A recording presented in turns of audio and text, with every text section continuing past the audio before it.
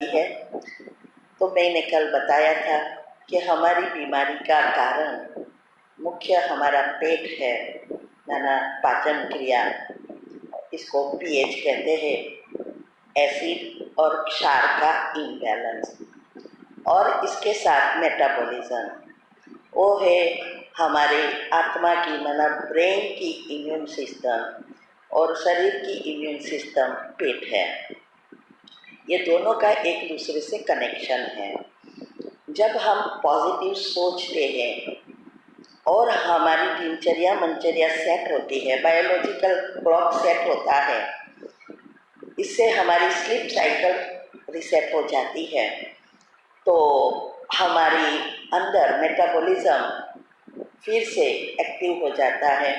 माना growth hormones जो melatonin और सेरोटोनिन से ही मिलते हैं वो बैलेंस होना शुरू हो जाता है, और इसके कारण सारी एंडोक्राइन सिस्टम जो हमारे सारे मेन मुख्य अंग है वो काम करना शुरू हो जाता है। लेकिन ये जो हमारी स्थूल में जब कोई भी कर्म बाहर आते हैं तो बहुत मेहनत करनी पड़ती है। मैंने कल बताया था हमारे 3 शरीर मुख्य हैं, स्थूल, सूक्ष्म और कारण। ये डिटेल में तो हम नेक्स्ट टाइम समझेंगे कि ये क्या है। लेकिन स्थूल में जो भी बीमारी आ जाती है तो या प्रॉब्लम भी जीवन में आ जाते हैं तो उसको स्थूल रीति से खत्म करना ज़रूरी है, और इसके सफलता का आधार है हमारी संकल्पों पर कितना कंट्रोल है, अवस्था कितनी अच्छी है। अगर हम उसके बारे में, वो चीज़ या बीमारी है या प्रॉब्लम के बारे में ही सोचते रहेंगे और ही हम पाप कर्म खींचते रहेंगे और वो बढ़ेगा, कम नहीं होगा। इसीलिए ये हमें उसका जो हमें चाहिए वो सोचना है, बाबा की एनर्जी का उपयोग करना है। लेकिन बाबा को ऐसे ही कह देने से कुछ नहीं होगा, नहीं तो कर्म का लॉ काम ही नहीं करता। सारे विश्व को कर्म से जुड़ा है, तो अगर बाबा एक का अच्छा कर दे तो उसको तो 800 करोड़ का सबका करना पड़े। लेकिन उसने यही हमें सिखाया कि आपके साथ आए हुए कोई भी नेगेटिव एनर्जी पाप कर्म को मेरी शक्ति लेकर भस्म करो।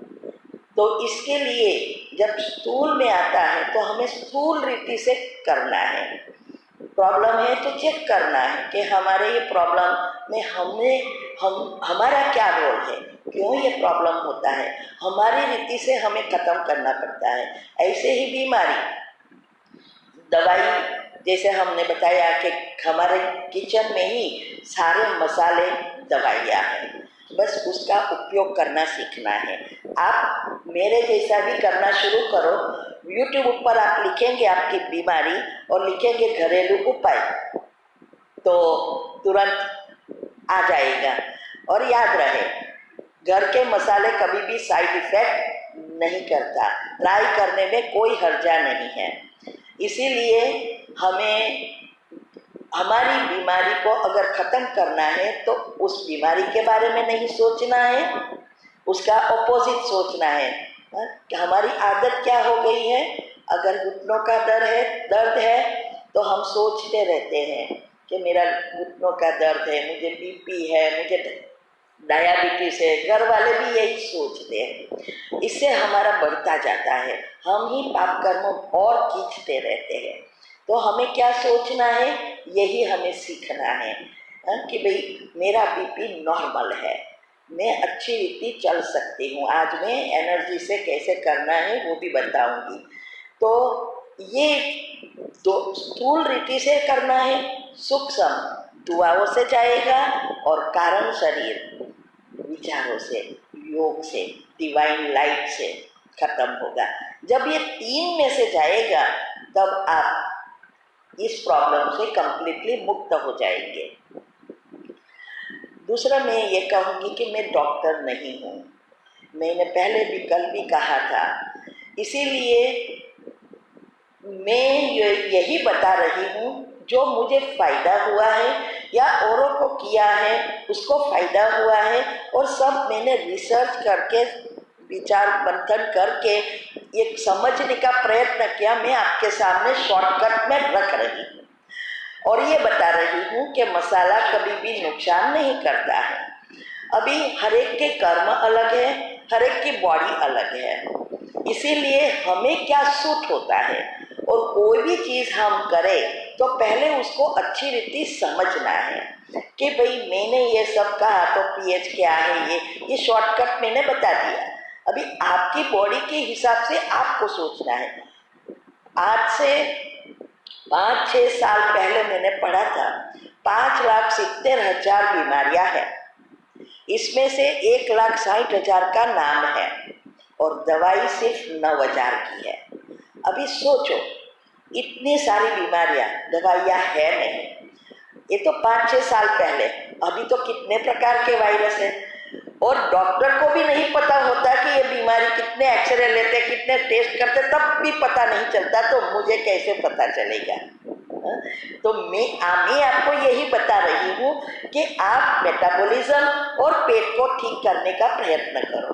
किसी को गर्म चीज़ गर्म होती है, मेरे को गर्मी बहुत लगती है, लेकिन कोई चीज़ गर्म नहीं पड़ती। मैं रोज़ हल्दी लेती हूँ, मेथी लेती हूँ, ब्लैक पेपर लेती हूँ, अर्जुन की चाल लेती हूँ, जिंजर लेती हूँ, मुझे गर्म नहीं होता, कोई असर नहीं करती। और कोई कहता है कि हमें ये गर्म बहुत पड़ता है, तो आपको चेक करना है। वैसे मेरी बॉडी बहुत गर्म है, मुझे गर्मी लगती है, ठंडी कभी नहीं लगती है, तो भी मुझे कोई असर नहीं होती।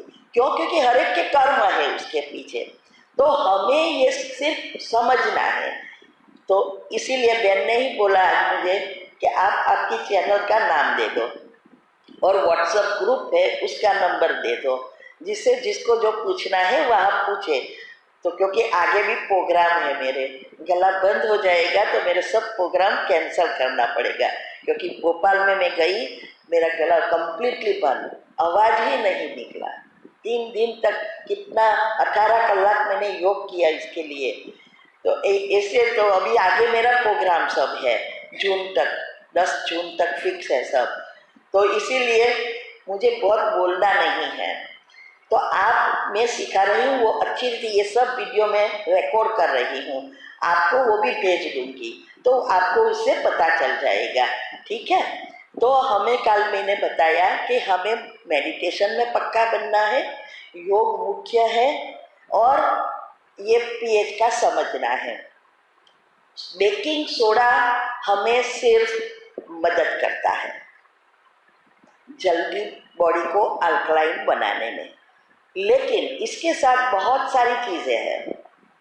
तो बेकिंग सोडा का मैंने कहा, अगर आपको कोई बीमारी है, कोई वाह है, आर्थराइटिस है, कोई भी बड़ी बीमारी है, तो 1 चम्मच लेना है बेकिंग सोडा, मना खाने का सोडा। टाटा में पीछे लिखा है सोडियम बाइकार्बोनेट, दूसरा कोई सोडा नहीं लेना है। तो ये 1 चम्मच छोटी, 1 glass room temperature normal water में अच्छी रीति मिक्स करना है और वो बैठ के घुट घुट के पी जाना है। तो ये मैंने कल बताया। दूसरा मैंने बताया कि जितना हो सके कच्चा और फ्रूट ज़्यादा खाओ। अगर बड़ी बीमारी है तो थोड़े दिन अनाज छोड़ दो। अनाज को क्या है, पचने में भी बहुत समय लगता है, हमारी आत्मा की शक्ति भी बहुत यूज़ होती है और हमारी सिस्टम को बिगाड़ रही है। तो थोड़े दिन के लिए हमें हो सके तो कम्प्लीटली कच्चा खाओ, ये बॉडी को मेंटेन करता है। अगर हम हेल्दी है और हमें सिर्फ स्वस्थ रहना है तो आधा चमची लो, आधे चमची बेकिंग सोडा 1 ग्लास पानी में मिक्स करके पी लेना है। और 1 टंक एटलीस्ट आप फ्रूट या कच्चा वेजिटेबल, अगर आप खा नहीं सकते तो स्मूदी बना के पियो, लेकिन स्मूदी भी बनाओ तो उसको ऐसे ही नहीं पी जाना है, सलाइवा जाना बहुत ज़रूरी है, वही हमारे भोजन को पचाता है।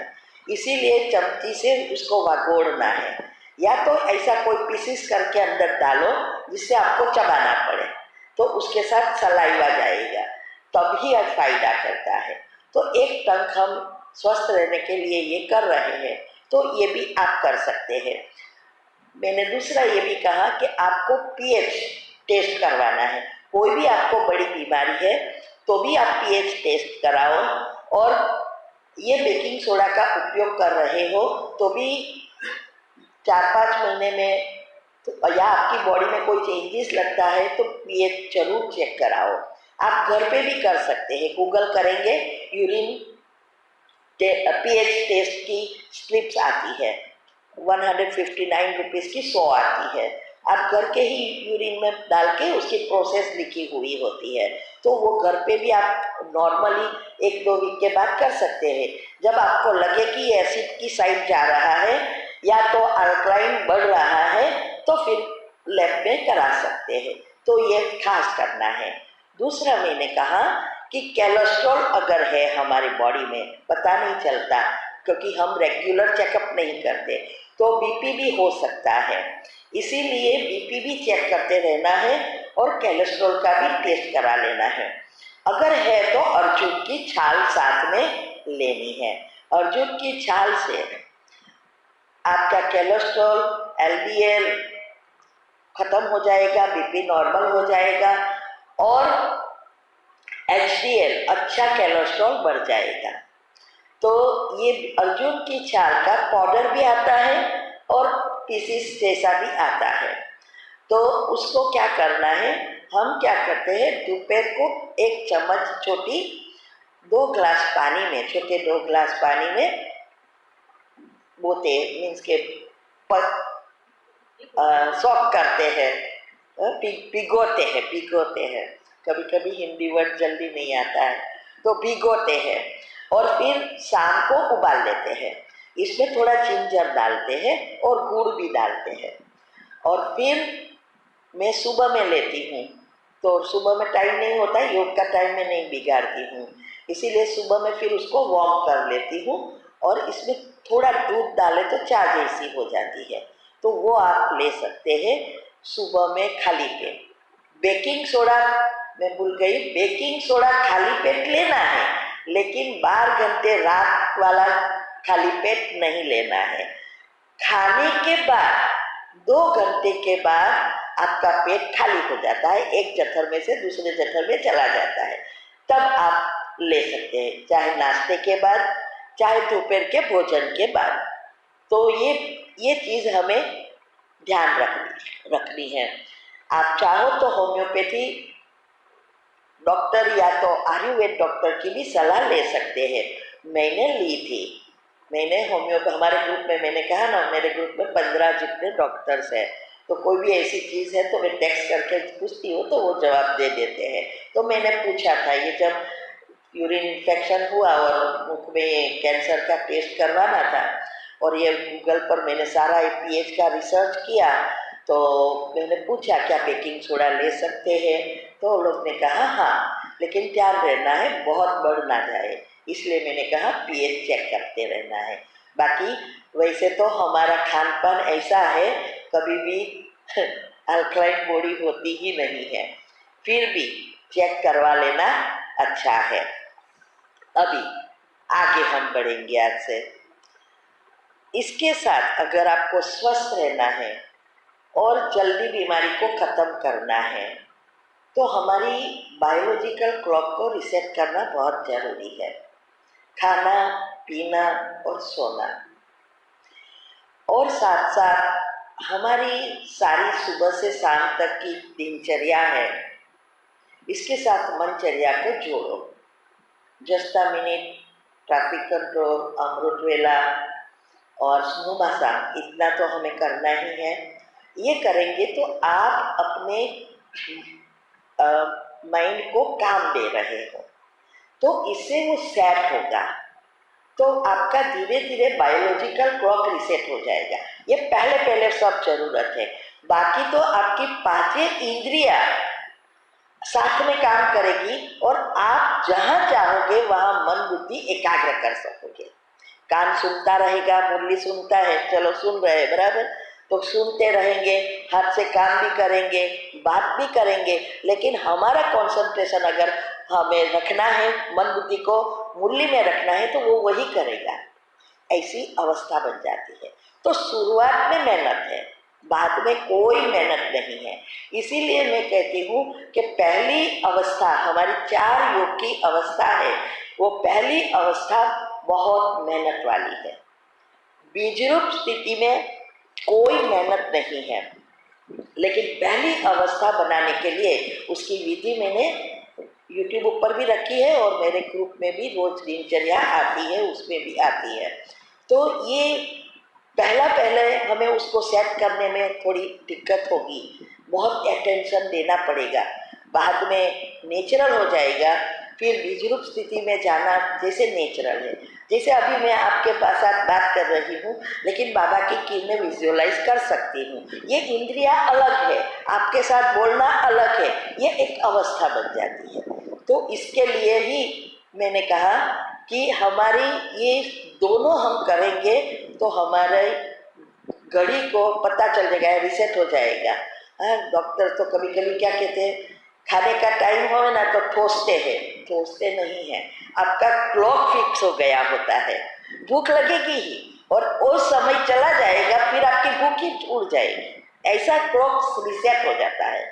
लेकिन डॉक्टर से ऐसा बोलते हैं, ये कई लोग तो ऐसे ही टाइम होते हैं तो खाना, लेकिन वो लोग ने कभी ऐसा सोचा ही नहीं है कि भाई बायोलॉजिकल क्लॉक रिसेट होगा तो आपका 6 बजे का खाने का टाइम है, तो वो 6 बजे आपको भूख लगेगी, बाद में कभी नहीं भूख लगेगी, ये रिसेट हो जाता है। तो हमें ये आज बताऊंगी मैं कि कैसे उसको हेल्दी रहने के लिए रिसेट करना है, कैसे पानी पीना है, कैसे खाना है, टाइमिंग कैसे, सूर्य के साथ क्यों जोड़ना जरूरी है, ये सब हम समझेंगे तो आपको इजी रहेगा। दूसरा, एलोपैथी दवा जहाँ जरूरत है वहाँ ही लो, पेन किलर वगैरह तो तुरंत छोड़ दो। हाँ, आप बीपी की, डायबिटीज की कोई दवा ले रहे हो तो धीरे धीरे चेक करते जाओ और कम करते जाओ, लेकिन एकदम बंद नहीं करना है। कहीं ऐसे करते हैं एकदम बंद कर देते, फिर कहते ये हो गया, नहीं, धीरे धीरे बंद करना है। जैसे मैंने कहा था कल कि बीपी एकदम हाई था, कोलेस्ट्रॉल सब हाई था, मैंने अर्जुन की छाल ली, 7वें योग, ये इसकी भी कमेंट्री मैंने रखी है, जो मैंने बीपी, डायबिटीज, कोलेस्ट्रॉल सब, डायबिटीज भी बॉर्डर पर आ गया था, ये सब कैसे कंट्रोल, उसके लिए मैंने क्या क्या सोचा और सारी सिस्टम को रिसेट करने के लिए कमेंट्री बनाई है, वो भी मैंने यूट्यूब पर रखा है टाइटल के साथ, इसमें भी अर्जुन की छाल का मैंने बताया है। तो ये आपकी जो सोचना और शरीर के लिए दोनों साथ करना है। अभी एक दूसरी थेरेपी अभी मैं बताऊंगी, शायद आज नहीं तो कल, कैसे हम जमीन से जुड़कर इलेक्ट्रॉन उत्पन्न करें और पॉजिटिव विचार से प्रोटॉन उत्पन्न करें तो हमारे अंदर इलेक्ट्रोमैग्नेटिक करंट आएगी, ये दोनों एनर्जी बैलेंस होगी, आपकी बीमारी खत्म होती जाएगी। ये भी एक बहुत कुछ बातें हैं, ये सब बाबा करा रहा है, मैं तो डॉक्टर हूँ नहीं, लेकिन कुछ ना कुछ टचिंग देते रहते हैं। तो हमें मसाले ट्राई करने हैं, उसकी कोई साइड इफेक्ट नहीं है, एलोपैथी दवा जहाँ ज़रूरत है वहाँ ही लेनी है। अगर आप नींद की गोलियाँ ले रहे हो तो इमीडिएटली स्टॉप कर दो, पेन किलर ले रहे हो इमीडिएटली स्टॉप कर सकते हैं। तो ये हमें ध्यान देना है। हमारे घर में हल्दी, अदरक, ब्लैक पेपर, मेथी, चूना, दालचीनी, हनी बना मध, ये सब मसाले रोज लेने जैसे, तो ये हम समझेंगे कि कैसे। दूसरा, सफ़ेद नमक हमें बंद करना है, इसके बदले आप सेंधा नमक ले सकते हैं, हिमालय सॉल्ट। मैदा बन आजकल तो आपको पता है वो थेरेपी निकली है, बाजरी, ज्वार वगैरह के रोटी बनाना है, गेहूँ नहीं खाना, वो तो अब आजकल गेहूँ भी ना बोलते हैं। फिर फास्ट फूड बंद करना है, तो हम बाहर का तो खाते नहीं है, सब बाहर वाले का है। रिफाइंड ऑयल बंद करना है, लेकिन लिमिट में है तो बराबर है। लेकिन आजकल जैसे जीवन शैली में रोज चटाकेदार बनाते हैं तो फ्राइड फूड ज़्यादा होता है, इसीलिए हम बाहर वाले को कहते हैं। अभी शुगर के बदले लाल गुड़, हम चाय भी उसकी पीते हैं। गुड़ शरीर के लिए बहुत अच्छा है, वो अल्कलाइन है, तो उसमें भी काला जो आता है ना, लाल एकदम डार्क, जो रिफाइन नहीं है, वो लेना है। आजकल वो क्रश किया हुआ मिलता है तो हम चाय में यूज़ कर सकते हैं। पहले के ज़माने में सस्ता था, इसीलिए गुड़ की चाय पीते थे। हम जब छोटे थे तब देखते थे सब गांव में ऐसी चाय पीते थे। अभी गुड़ महंगा है खान से, लेकिन हेल्थ के लिए सबने गुड़ शुरू किया। हमने अमेरिका में देखा और यहाँ आके ढूंढा कि ये गुड़ निकला है, फिर दिमाग से हमें मिल गया। तो वो गुड़ आप यूज़ कर सकते हैं। और वेजिटेरियन कच्चा ज़्यादा खाना है, और वेजिटेरियन, हम तो वेजिटेरियन फूड ही खाते हैं। बाहर वाले के लिए है कि नॉन वेज नहीं खाना है। अभी भोजन हमेशा बैठकर करना है। वैसे तो पलाठी मार के नीचे बैठना कहते हैं, लेकिन हम भी नहीं बैठते तो आपको कैसे कहूँ। मैं भी कुर्सी पर ही बैठती हूँ, क्योंकि नीचे बैठ ही नहीं सकती, क्योंकि पहले से बैठी ही नहीं हूँ नीचे। ऑफिस में भी चेयर पर और सारा दिन चेयर पर, तो अभी नीचे बैठना मुश्किल हो जाता है। तो बैठकर खड़े खड़े, जो आजकल बुफे हो गया है ना, ऐसे खड़े खड़े नहीं खाना है। भोजन के समय पानी नहीं पीना है। भोजन के पहले 45 मिनट पहले पानी पीना है तो पी लेना है, जितना पीना है उतना। इसके बाद पानी नहीं पीना है। इसका रीज़न मैं बताती हूँ।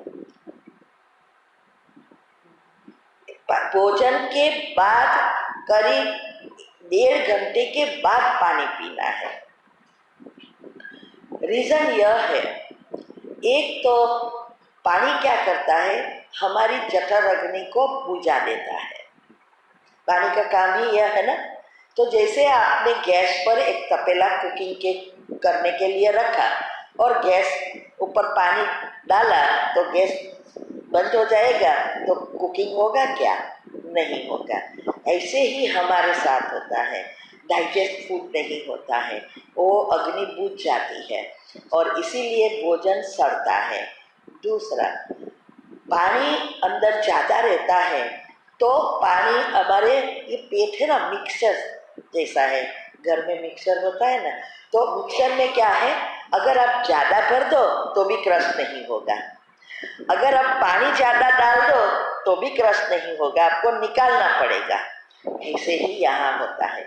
अगर आप एटलीस्ट 10% खाली रखो पेट उसको प्रोसेस होने के लिए, तो फुल नहीं करना है। और पानी भी अगर ज़्यादा हुआ तो भी वो अच्छी रीति क्रश नहीं होगा।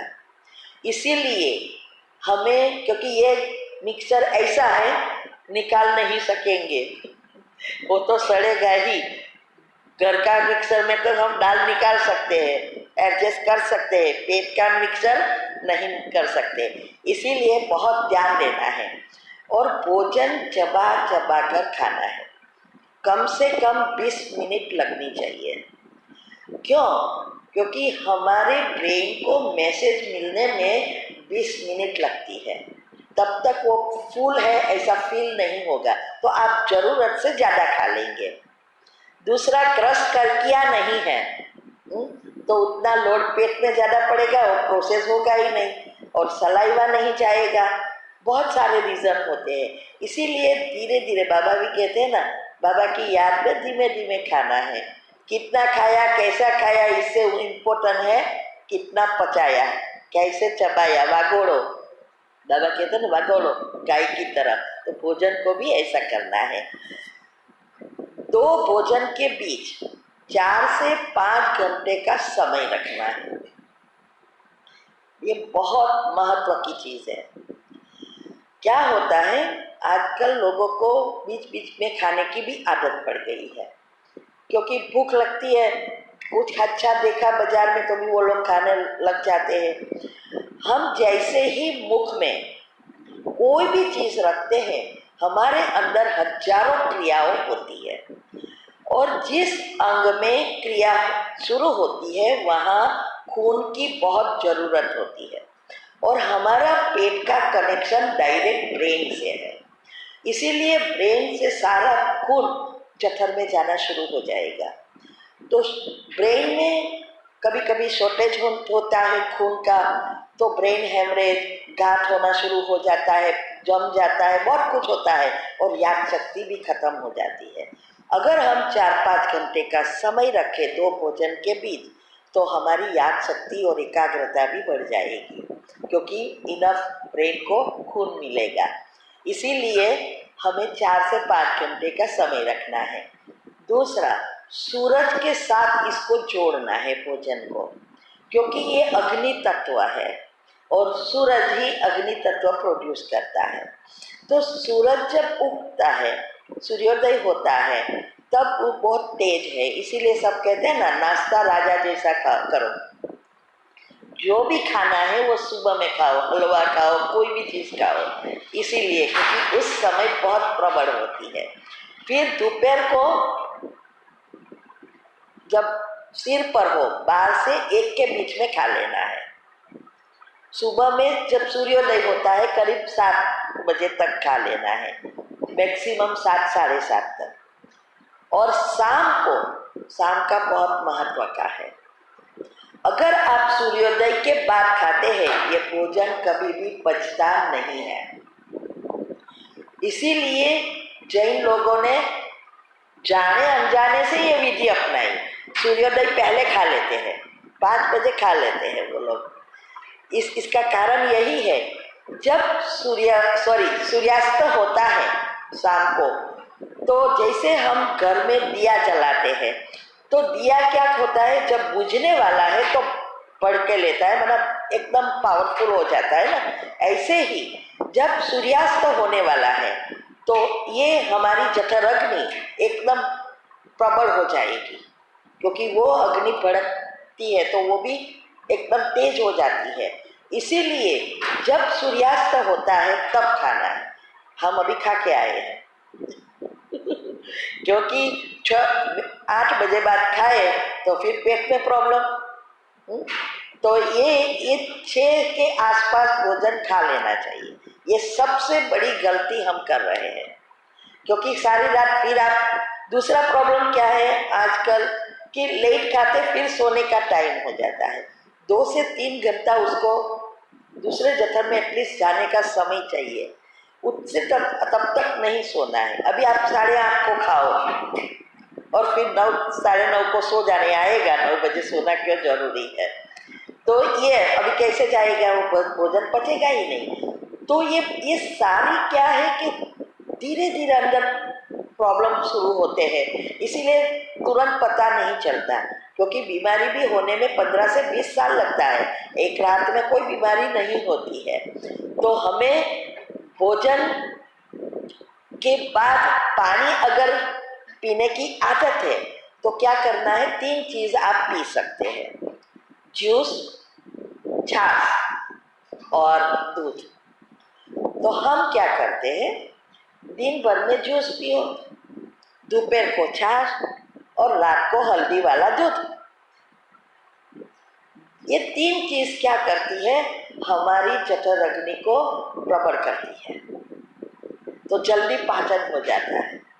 वैसे तो पानी अंदर, सब में पानी है, आप सोचेंगे इसमें भी तो पानी है, लेकिन पानी ऐसी चीज है वो जिसमें भी जाएगा उसकी सारी गुण धारण कर लेगा। इसलिए वो गीत है ना, पानी रे पानी तेरा रंग कैसा, जिसमें मिलाए उस जैसे हो जाता है ना। तो ये है, भले आप छाछ में पानी डालो लेकिन छाछ का गुण वो ले लेगा और जठर अग्नि को प्रबल करेगा। तो ये 3 चीज हमारी पाचन क्रिया को प्रबल करती है। अभी पानी, हमेशा पानी या जूस या कोई भी चीज पीते हैं बैठकर घूट घूट कर पीना है। ये घुटनों का दर्द का कारण मुख्य पानी पीने की विधि है।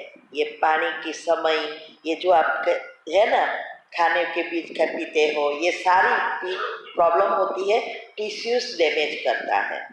तो जब हम खड़े खड़े पानी पीते हैं तो उसकी ट्रैक से नहीं जाता, तो डायरेक्ट जाके पेट के अंदर वो टच करता है जोर से, तो उसके टिश्यूज बहुत पतले होते हैं, वो डैमेज होता है और धीरे धीरे धीरे वो हमारे L3 और L4 को डैमेज करता है, माना वो हार्मोन्स काम करना बंद कर देता है, मर्ज होते जाते हैं। और इसीलिए जो रसायन, जो चिकनाहट चाहिए सभी जगह पर, वो कम होती जाती है और वो रसायन हमारे पाँव में ज़्यादा इफेक्ट होता है क्योंकि सारा वजन घुटनों पर है। इसीलिए ये पानी पीने की विधि मैंने बहुत साल पहले, ये तो अभी रिसर्च किया, उस समय मुझे पता भी नहीं था कि पानी, ये घुटनों का कारण पानी है। लेकिन मैं हॉस्पिटल में युगल को लेकर गई थी, तो हम बैठे थे, तो एक बहन आई, कोई जगह नहीं थी, तो मेरे को रिक्वेस्ट की, बहन खड़ा होंगे, मुझे दवा लेनी है। तो बैठे, दवा लिया, पानी शांति से पिया, घुट घुट कर, वो तो उठ के चले गई। फिर मैंने बोला कि ये तो कुछ बोला ही नहीं, क्यों पिया, ऐसा क्यों किया, बैठी तो। फिर मैंने सोचा कोई तो कारण होगा, तो हमने भी शुरू कर दिया बैठ के पानी पीना। फिर जब मैंने रिसर्च किया तब पता चला कि इस पानी खड़े होकर पीने से क्या डैमेज होता है। इसीलिए हमेशा पानी बैठकर घूट घूट कर पीना है। घूट कर इसीलिए पीना है कि अंदर सलाइवा जाना बहुत जरूरी है। पानी अकेला जाता है तो वो जहर बन जाता है, पानी को न्यूट्रल बनाना होता है और इसीलिए सलाइवा जाना बहुत जरूरी है। और सुबह का पानी 1.25 लीटर जो पीते हैं वो इसी कारण है कि रात को हम जब सो जाते हैं तो हमारे अंदर सारे बैक्टीरिया मुख में होते हैं और उस बैक्टीरिया को शरीर में जाना बहुत जरूरी है। इसीलिए डॉक्टर एलोपैथी वाले अलग कहते हैं, वो कहते हैं कि ब्रश करके फिर 4 पानी पीना है, और आयुर्वेद कहता है उठकर तुरंत पीना है। तो फिर रिसर्च में से चेक किया तो पता चला कि ये बैक्टीरिया की वजह से सुबह का पानी, वैसे भी सलाइवा ऐसे ही जाने नहीं देना है, इसीलिए सुबह में उसको मुंह धोकर निकाल देना नहीं है। और दूसरा, हमारी सारी सिस्टम जठर को क्लीन करेगा और सारा कचरा नीचे भेज देगा। इसीलिए पानी बैठकर और घुट घुट कर पीना है। ये घुटनों का दर्द का मुख्य कारण यह है। गरम भोजन के बाद कभी भी ठंडी चीज नहीं खानी है। वैसे आइसक्रीम, जो आजकल शादियों में बाहर हम देखते हैं तो सब आइसक्रीम रखते हैं और मैं देखती हूँ सब खाते हैं, 3-3 4-4 खा लेते हैं और फिर सोचते हैं, कहते हैं, बात भी करते हैं, मैंने तो 3-4 खा ली। मगर ये कंप्लीटली ऑपोजिट। क्या होता है, जब हम गर्म चीज करते हैं तो हमारी बॉडी टेम्परेचर को बदलने में लिए वो हमारे अंदर कई क्रियाएं होती है, केमिकल्स उत्पन्न करके उसको हमारी बॉडी टेम्परेचर लेवल करता है। फिर आप ठंडी ला करो तो ठंडी को फिर उसको बॉडी टेम्परेचर में लाना पड़ता है। तो इससे ब्रेन की में बहुत सारी खिंचातान होती है, बहुत सारे हार्मोन्स हमारे डैमेज हो जाते हैं। इसीलिए कभी ठंडा चीज के बाद गर्म नहीं लेना है, गर्म के बाद कभी ठंडा नहीं लेना है। और आइसक्रीम तो वैसे भी खाना है तो बहुत सोचना पड़ता है, क्योंकि आगे पीछे भी समय ऐसा होना चाहिए कि आइसक्रीम खाने के बाद भी आप भोजन नहीं कर सकते, तो उसको समय देखना पड़ता है कि कब खाए। अभी रात को सोने से पहले कम से कम 2 से 3 घंटा पहले ही खाना खा लेना है। इसीलिए मैंने कहा, अगर हम 6 बजे सूर्यास्त के समय खाते हैं तो 8 साढ़े 8 फिर आप हल्दी वाला दूध पी लो, 9 बजे सो जाओ, तो सारी सिस्टम रिसेट हो जाएगी और सब कभी हेल्थ प्रॉब्लम ही नहीं होंगे।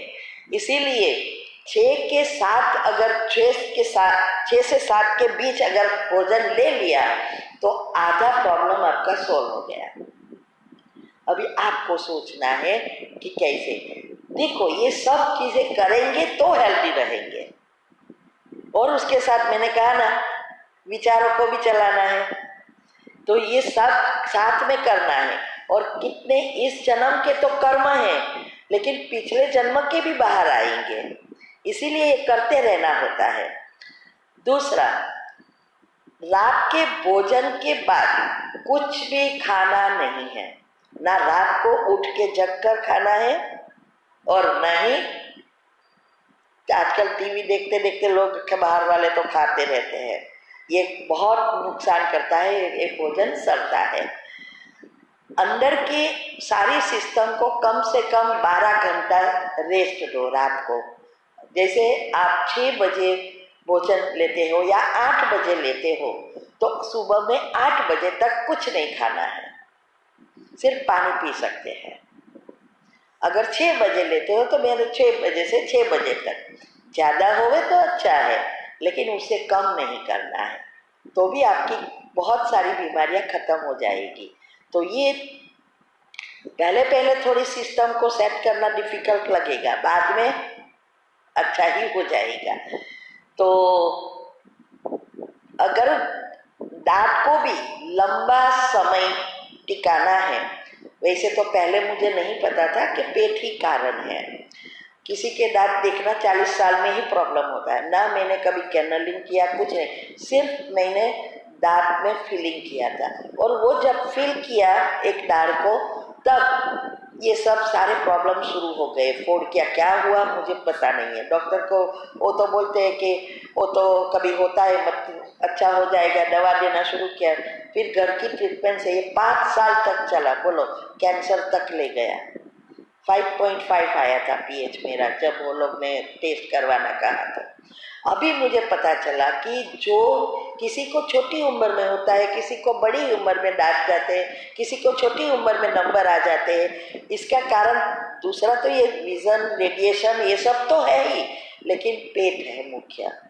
अगर हम पेट को संभाल लेते तो जल्दी चश्मा भी नहीं आते, जल्दी दांत भी नहीं जाते, समय से पहले बाल भी वाइट नहीं होते, जवान ज़्यादा रहते, ये सब फायदा होता है। इसीलिए हमें ये दांत को मैंने अभी क्या शुरू किया है वो आगे मैं बताऊंगी कि कौन सी चीज़ में, कौन से मुख में क्या क्या कर सकते हैं। फोड़ की हुई तो क्या कर सकते हैं, पेड़ा फूलता है तो क्या कर सकते हैं। हर एक चीज़ की दवाइयाँ हमारे किचन में ही है, लेकिन रोज़ खाने के बाद अच्छी रीति मुंह को साफ करना है और सॉल्ट का गलगल करना है हर समय।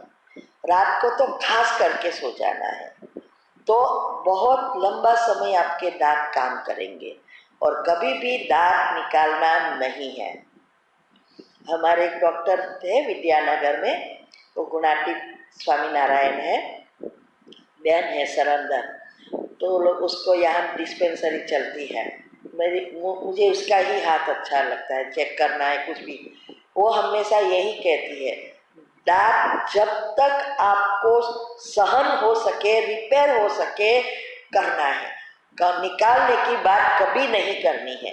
एक बार दांत निकाला, ओरिजिनल जैसा नहीं होगा और प्रॉब्लम ही प्रॉब्लम बढ़ते जाएंगे, और वो तो मैंने हमारे ही घर में देख लिया है। इसीलिए दांत कभी भी हो सके तो उसकी घर की फटकड़ी है, बहुत सारी चीज़ें हैं, उससे आप टिका सकते हो। और जब हिलना शुरू करे और कोई चांस ही नहीं, तब ही निकालना है, बाकी चलता है। आज इतनी उम्र में मेरे सब दांत है, इसीलिए दांत को संभालना जरूरी है। फिर सुबह में, वैसे तो हम तो जल्दी ही उठते हैं, सूर्योदय से लगभग 1.5 घंटे पहले उठ जाना है।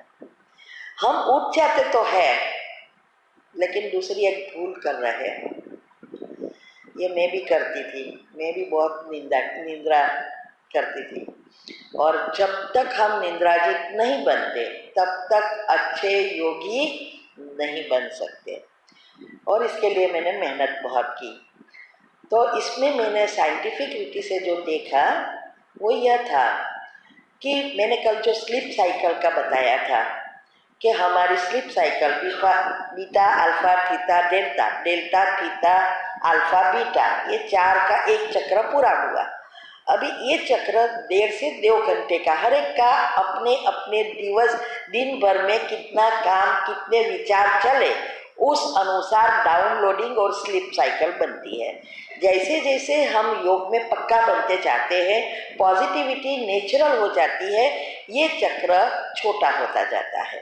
1.25 घंटे का, 1.5 घंटे का हो जाएगा, नहीं तो 2 घंटे, 2.5 घंटे का भी हो सकता है, क्योंकि डाउनलोडिंग बहुत है इसीलिए। तो ये चक्र जो है स्लीप साइकिल, वो हमारी पूरी होनी चाहिए। हमें खुद को ही पता चलेगा कि हमारे स्लीप साइकिल कितने घंटे की है, क्योंकि जब आप एक चक्र पूरा होगा ना, थोड़ा हिलेगा या बाथरूम जाने उठेंगे, तो ये एक चक्र पूरा हुआ, इससे पता चलता है कि अपना कितना है। अभी जैसे मैंने 3 बजे का अलार्म रखा, अभी मेरी आंख 2 बजे खुल गई, अगर मैं वापस सो जाऊं तो ये चक्र पूरा नहीं होगा, क्योंकि चक्र मेरा 1.25 घंटे का है। तो 1:45 को भी उठूं तो भी मुझे नहीं सोना चाहिए। अगर मैं सो गई तो मुझे अमृत वेले में नींद आएगी आएगी आएगी। दूसरी मिस्टेक हम ये करते हैं, 4:45 को फिर सो जाते हैं, ये दूसरी मिस्टेक। हर मोस्ट सो जाते हैं। वैसे तो बहुत कुछ करना है, 3-4 घंटा तो ऐसे ही चला जाता, पता ही नहीं चलता है। उस टाइम भी ऐसा ही सेम मिस्टेक होती है। एक तो ये है कि आप चाहे घर में है तो बच्चों का किसी को भोजन बनाना है, क्या बहुत काम होते हैं, या तो हमें तैयार होकर मुरली में आना है। अभी आप जब सोने जाएंगे 4:45 को, तब आपके अंदर संकल्प तो चलेगा ना, ऐसे ही तो ऐसी अवस्था तो बनी नहीं है आपकी कि आप विदाउट संकल्प सो जाएंगे, नहीं। इसीलिए वो संकल्प चलेगा कि अभी ये करना है, अभी थोड़ा टाइम है, बार बार टाइम देखने का मन होगा या अलार्म का, ये अटेंशन रहेगा। अभी क्या हुआ, आपने जो अमृत वेले शक्ति गेन की भरी, वो ड्रेन होना शुरू हो जाएगी। नेगेटिव विचार शुरू, ये काम के है या कोई भी व्यर्थ है, कोई भी विचार है, हमारी आत्मा की शक्ति खत्म करती है। तो ये विचारों से हमारी शक्ति भी खत्म होती है। दूसरा, उस समय आपका 2 घंटे का समय नहीं होता है सोने का, फिर से ये हैरान करेगा मुरली में, सारा दिन आपको हैरान करेगा, थकान लगेगी, आलस्य आएगा, सोने का मन होगा, दोपहर को तो सोना ही पड़ेगा। ये सारा सॉफ्टवेयर बन गया है। तो ये चक्र अगर हम सुधार लेते ये दोनों, तो हमें दिन भर सोना ही नहीं पड़ता। ये चक्र बहुत महत्व का है। इसीलिए सूर्योदय से पहले 1.5 घंटे पहले हमें उठ जाना चाहिए, उसके बाद नहीं सोना है, क्योंकि हमारी जो भी एनर्जी रात को इकट्ठी हुई है उसको एक्टिवेट करना है। सूर्योदय के बाद हमारे अंदर स्ट्रेस हार्मोन्स और ग्रोथ हार्मोन्स दोनों का बैलेंसिंग होता है। अगर आप सोते रहेंगे तो न्यूरॉन पर बड़ी असर होती है, न्यूरॉन डिस्टर्ब हो जाते हैं, और न्यूरॉन ही हमारे शरीर और जीवन का आधार है, ब्रेन के सेल्स, और ये डैमेज होते जाते हैं। दूसरा, स्ट्रेस हार्मोन्स एक्टिव हो जाते हैं, ग्रोथ हार्मोन्स मर्ज हो जाते हैं। इसीलिए सूर्योदय के बाद उसको, जब से हम उठे, उसको अच्छे विचारों से, काम भी करें तो शांति से करो, योग करें तो ज़्यादा योग करो, बहुत कुछ करना है। सुरक्षा कवच बना सकते हैं, घर के वाइब्रेशंस फैला सकते हैं, फैमिली को वाइब्रेशंस दे सकते हैं, फैमिली का सुरक्षा कवच बना सकते हैं, उसको हेल्थ के लिए सकाश दे सकते हैं, बहुत कुछ करना है। इसीलिए सोने की विधि बंद करनी है और अच्छे विचारों से हमारी एनर्जी को चैनलाइज करके ग्रोथ हार्मोन्स को एक्टिव करना है। इसीलिए सुबह का समय बहुत महत्व का है। फिर अगर स्ट्रेस हार्मोन्स बढ़ गया तो यही तो बीमारी का कारण है। हमारे शरीर में कोई भी, ये सिंड्रोम कहते हैं, वो सिंड्रोम और कुछ नहीं है। पहले ब्रेन की कितनी सारी बीमारियां बताते हैं, लेकिन ये एक ही चीज है, ब्रेन की बीमारी स्ट्रेस हार्मोन से ही होती है, और स्ट्रेस में से डिप्रेशन होना शुरू हो जाता है। इसीलिए ये हम अगर ये सूर्योदय के साथ थोड़ा एडजस्ट करते तो आप देखना आपको थकान लगेगी ही नहीं। आज देखो, आज मैं 2 बजे उठ गई हूँ, दोपहर को 2 से 4 योग करती हूँ, 4 के बाद भोजन बनाया, भोजन बनाकर planning is matter of planning, बराबर। अभी जाके भोजन युगल को देकर 1 घंटा सेवा का करूँगी और फिर 9 बजे सो जाऊँगी। ये मेरा टाइम टेबल है। तो 9 साढ़े 9 को तैयार होके सो जाए, बस। फिर सीधा जब भी अलार्म बजे, आँख खुले 2 बजे के आसपास उठ जाना है, नहीं तो 3 बजे का तो रखा ही है। तो एवर फ्रेश रहेंगे क्योंकि शक्ति है अंदर। क्योंकि 3 चक्र अगर हमारा पूरा हो जाए तो 12 घंटा तो विदाउट थके थकान ही नहीं लगेगी, आपके पास शक्ति होगी काम करने की। दूसरा, पहली नींद 10 से 12 के बीच की बहुत महत्व की है। 10 से 12 की पहली नींद में बहुत शक्ति भरती है। तो हमें कोई भी काम है तो एडजस्ट करना है, और ये बायोलॉजिकल क्लॉक सेट करने में ये बहुत महत्व की चीज़ है। इसीलिए बाबा भी बहुत सारी चीज़ें, सारी एक एक चीज़ें सिंपल भाषा में बता रहे हैं। जैसे क्या कहते हैं कि आंखें बंद नहीं करो, बराबर। क्यों? क्योंकि हमारे अंदर जन्म जन्मांतर से एक सॉफ्टवेयर बन गया है। आंखें बंद करना मना हमारे ब्रेन को मैसेज है, सेरोटोनिन एक्टिव हो जाते हैं, सुला देते हैं। इसीलिए बाबा ने इजीली कहा, और साइंस वाले बता रहे हैं कि ये हो रहा है। तो हमें पहली नींद कभी भी छोड़, तो इसके लिए आपको अगर जल्दी उठना है तो 9 से 10 के बीच, मीन्स के 9:30 से आसपास सो जाना चाहिए, तब आप 10 बजे सो जाएंगे और 10 से 12 में बहुत सारी शक्ति भर सकेंगे।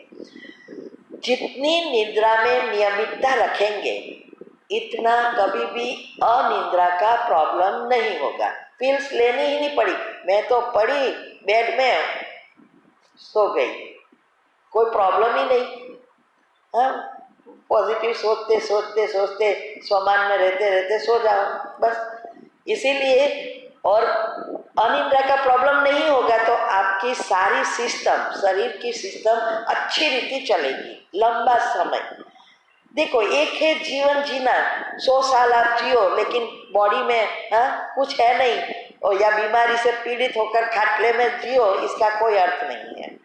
इसे जितना भी जिए तो एक्टिव रहकर जिए, तो ही जीवन जीने की मजा आती है। और हमारा अभी तो इस जन्म का भी भाग्य, और ये बुढ़ापा जो है वो दूसरे जन्म का भी, वैसे भी भले बाबा के बच्चे नहीं है उसका भी भविष्य, जो बुढ़ापे के समय जो भी कर रहे हैं वो दूसरा जन्म की बालपन होने वाला है। तो हमें तो अभी पता है कि हमारा दूसरा जन्म के हम सॉफ्टवेयर बना रहे हैं। तो अगर हम दिनचर्या मनचर्या सेट करेंगे तो मेटाबॉलिज्म सेट हो जाएगी, हमारा ब्रेन बैलेंस होना शुरू हो जाएगा, हमारे जो सबकॉन्शियस माइंड है अल्फा स्टेज नेचुरल होती जाएगी। क्योंकि जो भी चीज़ हमें चाहिए, चाहे बीमारी से ठीक होना है, चाहे जीवन में कुछ अचीव करना है, चाहे तीव्र पुरुषार्थी बनना है, अच्छा योगी बनना है, कुछ भी है, उसके लिए जरूरी है कि हमें हमारे विचारों को जैसा हम उसको इंस्ट्रक्शन देंगे और अल्फा स्टेज में जाएंगे तभी वो एक्टिव होगा। बीज बोने का जगह जो है वो अल्फा स्टेज है, उसमें जाएंगे तभी आपको सफलता जीवन में मिल सकती है। वो अभी बहुत चल रहा है हर जगह पे कि जो चाहोगे वो पाओगे, सिर्फ यूनिवर्स की ऊर्जा का उपयोग करना सीख जाओ, धन की बारिश हो जाएगी। लोगों को तो क्या चाहिए, यही चाहिए ना दुनिया में। दूसरा ये चल रहा है जॉब और बिजनेस में स्ट्रेस फ्री रहकर कैसे प्रगति करे और धन की बारिश करे, ऐसे ऐसे करके लोगों को ये सब दूसरी, ये इसका क्लास अलग है, ये बीमारी का है। तो ऐसे जो भी चीज़ हमें चाहिए अल्फा स्टेज में जाना जरूरी है। निंद्राजीत बनना चाहिए, 6 से 8 घंटे की नींद पर्याप्त है दिन भर में। ज़्यादा सोना भी खराब है और कम सोना भी खराब है। लेकिन आजकल देखो हम 2 बजे सो गए, अरे उठ गए बराबर 10 बजे, कल तो 9:30 10 हो गए थे, यहाँ से गए फिर कलरिंग काम चलता है, बहुत कुछ हो रहा है, तो ये तो भी इतने बजे कितने 4-5 घंटे की ही नींद होती है। फिर भी नींद कितनी की, कितना घंटा किया वो जरूरी नहीं, कैसी नींद की वो जरूरी है, जहाँ आत्मा में शक्ति भरती है, चार्ज होती है। एक एक विचार पर हमें ध्यान रखना है, व्यर्थ नेगेटिव से मुक्त होना है। इसकी विधि में सबकॉन्शियस माइंड के नियम है, उसमें 3 नियम में यह आता है कि हमें कैसे कैंसल करना है, कैसे पॉजिटिव सोचना है, 3 बार इंस्ट्रक्शन देनी है सबकॉन्शियस माइंड को। मैंने सब कुछ किया, बाबा की शक्ति यूज़ की, लेकिन सारी बातें समझी ये माइंड की बुक से। तो 3 बार इसीलिए कैंसल करने को कहते हैं, क्योंकि हमारा सबकॉन्शियस माइंड 3 बार जो भी हम सोचते हैं वो जल्दी एक्सेप्ट कर लेता है। तो कोई भी चीज़ है उसको हमें अटेंशन देना है, जो काम का नहीं है कैंसल कैंसल कैंसल 3 बार, और उसका अपोजिट पॉजिटिव। आलस्य आती है, कोई बोले कुछ भी है तो ऐसे उसका पॉजिटिव 3 बार डालना है, तो नेगेटिव बाहर जाएगा, पॉजिटिव अंदर जाएगा।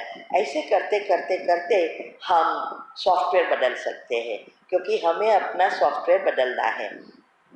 इसीलिए बाबा कई बार कहते हैं कि कोई भी फल काटो तो उसका बीज काउंट कर सकते हैं। एप्पल है तो इसमें 10 बीज है, 5 है, उसमें से कितना बोया काउंट कर सकते हैं ना। लेकिन एक बार बीज बो लिया, फिर उसमें से कितने वृक्ष बाहर आएंगे और इसमें से कितने फल निकलेंगे और फल में से कितने बीज निकलेंगे वो काउंट करना इम्पॉसिबल है। ऐसे ही विचार जब आते हैं तो उसको परिवर्तन करना इजी है। एक बार वो अंदर चला गया, फिर उसमें से कितने विचार उत्पन्न होंगे, उसमें से विचारों में से कितने नए बीज उत्पन्न होंगे, ये फिर इम्पॉसिबल होता है। इसीलिए ऐसे भी साइंस अनुसार कहते हैं कोई भी विचार है वो 5 गुना होकर बाहर आता है। 5 का 25 होता है, 25 का 125 होता है, ऐसे बढ़ता ही जाता है। पॉजिटिव है तो पॉजिटिव बढ़ेगा, नेगेटिव है तो नेगेटिव बढ़ेगा। फिर हमारे जब जैसे जैसे हम विचारों को बदलते जाएंगे वैसे वैसे हमारी नई प्रोग्रामिंग बनेगी। हमारा ब्रेन कंप्यूटर की तरह है, और कंप्यूटर में जो जो चीज़ है वो सारी हमारे अंदर भी है। इसीलिए हमें हमारे मन के सॉफ्टवेयर को बदलना है। जैसे आजकल सारा नेटवर्क सिस्टम आई है, बैंकिंग में हो, फैक्ट्री में, जब वो सिस्टम डालते हैं कंप्यूटर वगैरह, तो अगर वो सिस्टम से कंपनी अच्छी नहीं चलती है तो हार्डवेयर तो नहीं बदलेंगे ना, सॉफ्टवेयर बदलेंगे, जिससे उसके नया सॉफ्टवेयर डालेंगे जिससे अच्छा सारे सिस्टम चलेगी। दुनिया में आजकल क्या कर रहे हैं, हार्डवेयर को बदलते हैं, बदलना प्रयत्न करते हैं, एक्सरसाइज करते हैं, वॉकिंग करते हैं, बहुत कुछ कर रहे हैं, लेकिन मन को कोई सॉफ्टवेयर को कोई बदलना का प्रयत्न नहीं कर रहे हैं। तो हमें बाबा यह सिखा रहे हैं मन का सॉफ्टवेयर बदल डालो, तो क्योंकि हर सेकंड हमारा भाग्य बन रहा है, भाग्य का बीज बो रहे हैं। अगर आप व्यर्थ सोचेंगे तो वही आएगा। मेरे पास अभी 4-5 बॉल है, मैंने अभी बाई मिस्टेक काला भेज दिया, तो मेरे पास वॉल से टकरा कर कौन सा आएगा, काला ही आएगा ना। अभी मेरे पास चॉइस है, मुझे काला अच्छा नहीं लगता तो मैं सफ़ेद भेजूँ, मुझे ग्रीन अच्छा लगे तो मैं ग्रीन भेजूँ, तो वही वापस आएगा। लेकिन मैं बार बार काला ही भेजती रहूँगी, फिर मैं कहूँ मेरे साथ क्यों ऐसा हो रहा है, मेरी बीमारी क्यों नहीं जा रही है, कहाँ से जाएगी? आप ही बॉल भेज रहे हो, एनर्जी भेज रहे हो, वही एनर्जी। लॉ ऑफ अट्रैक्शन क्या कहता है, यही कहता है। टेलीपैथी क्या है, यही तो है, जो आपने भेजा वही वापस आना है। तो हमें भी नंबर 1 में आना है, तो हमें अपना एक एक संकल्प पर ध्यान देकर बीज बोना है। अगर व्यर्थ नेगेटिव चलेंगे तो नए सेल्स भी 100 अरब सेल्स है हमारे अंदर, और 100 बिलियन न्यूरॉन है। ये सारे को बदलना है, न्यूरॉन को एक्टिव करना है। ये सबकॉन्शियस माइंड और कुछ नहीं है, न्यूरॉन मर्ज हो गए हैं। स्वर्ग में 100% न्यूरॉन एक्टिव है। नेगेटिव विचारों से, व्यर्थ से मर्ज होते हैं, पॉजिटिव विचारों से एक्टिव होंगे और सारा सेल्स बदलना है। विचार करो आप, अगर हम वही से सोचते रहेंगे तो नए वही संस्कारों से बनते रहेंगे।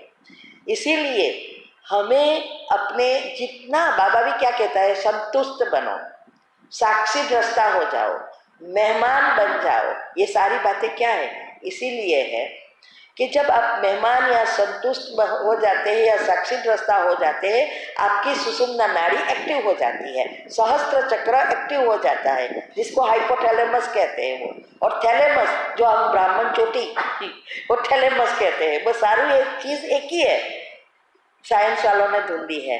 तो हमें जितना हम संतुष्ट होंगे उतने और खुश रहेंगे, उतने हमारे न्यूरॉन खुश और हेल्दी बनेंगे।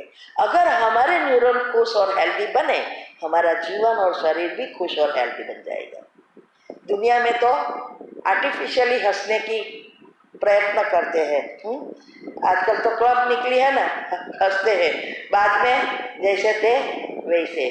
साइंस कहता है अगर आपको हंसी नहीं आ रही है और आप जानबूझकर हंसने का प्रयत्न कर रहे हो, वो नुकसान करता है। ये लोग, दुनिया को नहीं पता है, इतना खबर पता है खुश में रहना है इसलिए हंसना शुरू कर दिया, लेकिन ये नहीं पता है कि ये नुकसान कारक है। नेचुरल खुशी, और नेचुरल खुशी तो तब आएगी जब हमारे गुण एक्टिव हो गए, तो ये नेचुरल खुशी हमें फायदा करती है। ऐसे ही वॉकिंग का है, कई लोग वॉकिंग हम देखते हैं, सुबह में सेंटर पे जाएंगे तो सब नाइट ड्रेस पे ही वॉकिंग करना है, इसका मतलब वो लोग नए ही नहीं है। अभी साइंस वाले, ये सब अभी मैंने ढूंढा, मुझे भी नहीं पता था कि साइंस में कहते हैं कि रात को आप जब सो जाते हो तो आपके बॉडी में सारे बैक्टीरिया बाहर आ जाते हैं पसीना से, स्किन के ऊपर आते हैं, सब छिद्र खुल गए हैं। अगर आप फास्ट वॉकिंग करना शुरू करेंगे, सारे वापिस बॉडी में चले जाएंगे। इसीलिए शावर लेकर पानी से उसको निकाल देना है, लेकिन वो नहाने की आलस है ना, इसीलिए वॉक करके आने के बाद नहाना, तो बैक्टीरिया तो सब चले गए, तो हेल्दी कहाँ से रहेंगे। तो ये छोटी छोटी बातें। अभी देखो, मेरा ये कान प्रॉब्लम है, डैमेज हो गया है, पहले मैं इसी कान से सुनती थी, अभी मुझे उस समय पता नहीं था, मैं ऐसे ही ऑफिस में भी ऐसे ही फोन रख के सुनती थी ना, काम करती थी। अभी अभी मुझे पता चला कि हम जो फोन, मोबाइल फोन या कोई भी फोन यूज करते हैं, राइट साइड से नहीं सुनना है, डैमेज हो जाएगा, और मेरा राइट ही डैमेज है। तो ये जानकारियां छोटी छोटी होती है, लेकिन फ्यूचर में हमें बचा लेती है।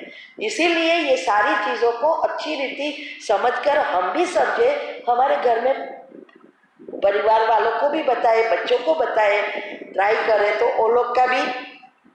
एक बार हम अमेरिका में गई और युगल यहाँ थे, मेरे को सडनली जाना हुआ, तो फिर मैं गई, 2-3 दिन में ही दोनों कान बंद हो गए, कुछ ना सुनाई दे।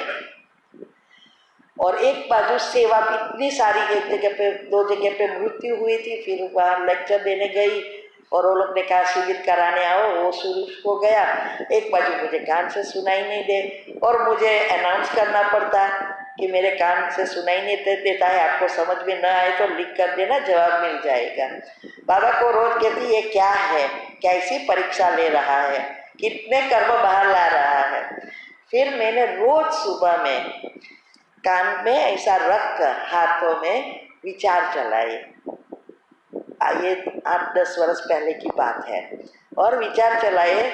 थोड़े बच्चे भी, पौत्रे भी कहते थे पैसा ले जाओ ना, डॉक्टर के पास जाओ ना, डॉक्टर के पास जाओ ना, और वहाँ तो डॉक्टर के पास जा नहीं सकते क्योंकि बहुत एक्सपेंसिव है।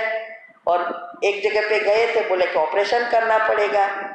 और फिर मैंने ये सकाश दिया, एक दिन लगभग 3 महीने के बाद कान में से आवाज होना शुरू हो गया, फट फट फट। मैंने बोला कुछ हो रहा है। फिर बोलूं किसको, तो मैंने मेरी डॉटर की रूम नॉक किया तो बोलने लगी संडे था, तो बोले आप तो एकदम 2 बजे का उठकर बैठ जाते हो, हमें तो सोने दो, हमारे तो लिए तो संडे ही है। मैंने बोला अभी सो जा, सुनाई दिया। मेरे को यही जानना था कि मुझे सुनाई दिया, ये कुछ हुआ मेरे कान में। उस समय इतनी खुशी हो गई कि मुझे ये भी याद नहीं रहा कि टीवी चालू करूं, टीवी ही नहीं सुनाई देता था। तो फिर मैंने ये बल्कि खुशी किसके साथ बात करूं कि कुछ हुआ मेरे को कान में। फिर तो कहने का भाव हमारे हाथ में ही एनर्जी है। हाथ, पाँव, आँख और आत्मा, ये 4 जगह से आपके विचारों के अनुसार आप एनर्जी प्रोड्यूस करके अंगों को ठीक कर सकते हैं। तो ये जो मैंने कल कहा था, 100 ताली से 50 सोते शुरू करो रोज योग के बाद। फिर आप आंखों को दो, घुटनों को दो, हृदय को दो, सभी जगह पे आप एनर्जी, जहाँ भी प्रॉब्लम है वहाँ दे सकते हैं। कानों को दो। तो हमने ये मोतियो भी, वो भाई ने ग्लूकोमा भी खत्म किया था, वो ऐसे ही जब आप ताली बारते हो तो स्वमान में रह रहा है कि मैं संपूर्ण पवित्र स्वस्थ आत्मा हूँ। फिर ताली के बाद ऐसे ऐसे दोनों हाथों को मसलना है एकदम जोर से, और फिर आंखों पर रखना है। फिर संकल्प देने हैं कि ये पवित्रता के किरणें मेरी आंखों में और चेहरे में फैल गए हैं। मेरी आंखों और चेहरे का तेज बढ़ गया है, बढ़ना नहीं, बढ़ गया है। मेरी दोनों आंखों के नंबर समाप्त हो गए हैं। अब मैं बिना चश्मा पहने सब कुछ देख सकती हूँ, अच्छी रीति पढ़ सकती हूँ। और मेरे, अगर आपको ग्लूकोमा है तो मैं ग्लूकोमा से मुक्त हूँ, अगर मोतियो है तो मैं मोतियो से मुक्त हूँ। जो भी है वो फिर जैसे अच्छा हो गया। फिर उस अंग का आभार मानना है कि वाह मेरी आंखें, वाह आप कितनी अच्छी हो, कितनी समझदार हो, कितना हमारा सहयोग देते हो, आपका बहुत बहुत शुक्रिया। ऐसे हर एक अंगों का भी अब सुबह में करना तो बहुत कुछ है। तो ये अंगों को भी आप ऐसे करेंगे तो न्यूरॉन, हार्मोन सब खुश होंगे। ऐसे ही घुटनों का करना है, ऐसे ही कानों का करना है। जो भी बीमारी है उसके लिए ये भी आप कर सकते हैं। अगर अच्छी अवस्था है तो मन और बुद्धि को एकाग्र करके भी संकल्प दे सकते हैं। तो ये डबल फायदा, आंखों से भी और कंसंट्रेट करेंगे। जहाँ भी आपकी मन बुद्धि एकाग्र होगी वहाँ एनर्जी जाना शुरू होगा। क्योंकि दूसरा यह भी है, हमारे ऊपर के जो 3 चक्र है उसके ऊपर 4 फुट के ऊपर एक विजुअलाइज करना है। वो मैं डिटेल में नेक्स्ट टाइम में मैं बताऊंगी, कुंडलिनी चक्र के बारे में बताऊंगी। तब हमारा 2 चक्र हमारे शरीर के बाहर है, 114 चक्र है, तो 12 अंदर है, 112, लेकिन 2 चक्र ऊपर है जो हमें बाबा से जुड़वाता है, डिवाइन लाइट से। तो हमें उस थोड़े ऊपर, क्योंकि ये उत्तर ध्रुव है, 9वां डायमेंशन है, और ये दक्षिण ध्रुव है पाँव, तो हमें उसके ऊपर देखना है और उसकी किरणें जैसे आ रही है ऐसे फील करना है। और सबकॉन्शियस माइंड पागल जैसा है, उसको पता नहीं है कि आप ऐसे ही सोच रहे हो। एक मैं हंसी की और रियलिटी की बात बता रही हूँ। मैंने जब सब छोड़ा और मेरा लक्ष्य था कि मैं सब रिसर्च करके इजी बनाकर दुनिया के सामने रखूं, इसीलिए मुझे टाइम चाहिए। ये तो कितने घंटे के घंटे सोचना पड़ता है, ऐसे ही सब तो आता नहीं है, समझना पड़ता है। तो ये जो मैंने, और युगल थोड़ा सोशल जाते हैं तो बाहर यहाँ जाना यहाँ ट्रैवलिंग में, तो फिर मैंने बहाना निकालना शुरू किया वॉमिटिंग का। थोड़े के आगे जाऊँ, कलाक आधे घंटे फिर फीलिंग करूँ जैसे हो रही है, गाड़ी खड़ी रखा हूँ जिससे वो मुझे स्टॉप करे, ना बोलूँ तो झगड़ा हो जाए। तो उस ऐसा करते करते आज मेरी कार सिकनेस हो गई। सबकॉन्शियस माइंड को पता नहीं है कि आप सिर्फ एक्टिंग कर रहे हैं, ये तो रियलिटी कर दी। अभी आप सोचो, हर चीज में ऐसा हो रहा है, रियलिटी हो रही है। हम बच्चों को भी ऐसे ही बोल देते थे या बोलते हैं, लेकिन हम सुधारना चाहते हैं, लेकिन आप उसको कमांड दे रहे हो, वो रियलिटी बना रहा है। इसीलिए ये बातों को अच्छी रीति समझना